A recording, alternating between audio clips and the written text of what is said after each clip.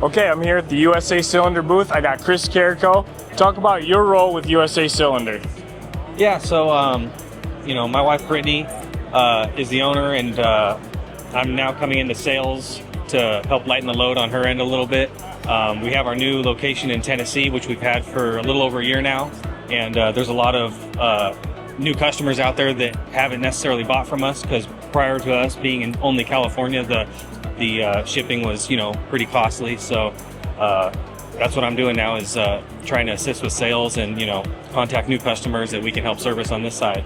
Nice. And what exactly are we selling? What would the typical distributor buy from USA? High pressure steel and aluminum cylinders. We also carry propane. We carry acetylene. Pretty much anything. Nice. And what would be something new that you guys have just recently started to offer?